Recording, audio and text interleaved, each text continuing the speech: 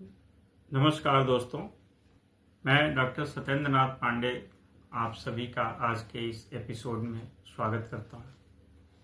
दोस्तों, आज का टॉपिक बड़ा रोचक है।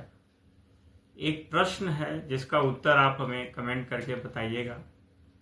वह कौन सी चीज़ है जो हम सभी में कॉमन है, हमारे आप में और अमेरिकी राष्ट्रपति डोनाल्ड ट्रंप में। आज दुनिया दो बड़े युद्ध से रूबरू हो रही है। पिछले 5 वर्षों से रूस और यूक्रेन का युद्ध चल रहा है और अब ईरान और अमेरिका के बीच युद्ध चल रहा है। इन दोनों युद्ध में भारत सीधे तौर पर शामिल नहीं है, पर सर्वाधिक प्रभावित देशों में से एक है। एलपीजी की मारामारी मची हुई है और पेट्रोल पंप पर भीड़ मची हुई है। इसकी वजह क्या है? क्या हमारे देश में प्राकृतिक संसाधनों की कमी है या सरकारों का गवर्नेंस सिस्टम इसके लिए उत्तरदायी है? तो दोस्तों, हमारे यहाँ प्राकृतिक संसाधनों की कोई कमी नहीं है। हमारा देश खाना बनाने के लिए जिस एलपीजी का उपयोग करता है वह गैस अरब देशों से आता है, जहाँ के खदानों में जाकर हमारे यहाँ के लोग मजदूरी करते हैं। अमेरिका हमारे ऊपर दबाव बना रहा है कि हम उससे आयात करें। वहाँ भी हमारे देश के लोग जा कर के वहाँ पे नौकरी करते हैं और हम एक बॉडी शॉपर उनके लिए एज ए बॉडी शॉपर काम करते हैं। हम हमेशा ही ओपेक देशों की मनमानी का शिकार होते हैं और जब भी इन देशों में कोई समस्या आती है तो इनका सीधा असर हमारे ऊपर पड़ता है। दोस्तों, हमारे देश में रिसोर्सेज की कमी नहीं है। हमारा देश प्राकृतिक संसाधनों से भरा पड़ा है और भारत की जनसंख्या इतनी बड़ी होने का कारण भी ये भारत का पर्यावरण इसके अनुकूल है, इसकी वजह से है। हम कृषि उत्पादन में आत्मनिर्भर हैं, फिर भी हमारा किसान आत्महत्या करने को मजबूर होता है। हमारे पास प्राकृतिक जलाशयों के विशाल भंडार हैं, पर कभी हम बाढ़ तो कभी सूखा झेलने को मजबूर होते हैं।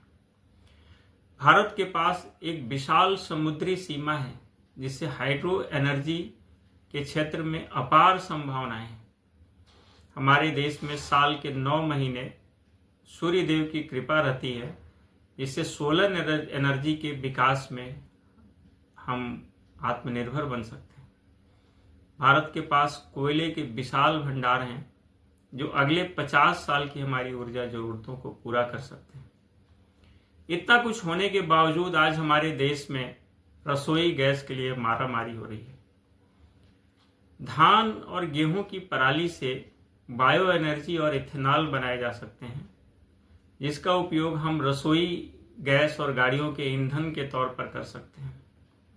पराली आज की स्थिति ये है कि हमारे देश में हर साल आपदा लेकर आती है, क्योंकि किसान इन्हें खेतों में जला देते हैं और इनसे पर्यावरण प्रदूषित होता है।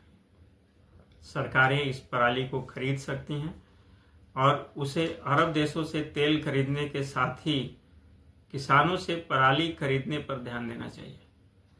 इससे न केवल हमारी ऊर्जा जरूरतें पूरी होंगी, बल्कि हमारे देश के किसानों में समृद्धि आएगी। सरकार को लोगों को मुफ्त अनाज देने के साथ साथ उनको रोजगार भी देना चाहिए, जिससे हमारे देश की इकोनॉमी को बढ़ावा मिल सके।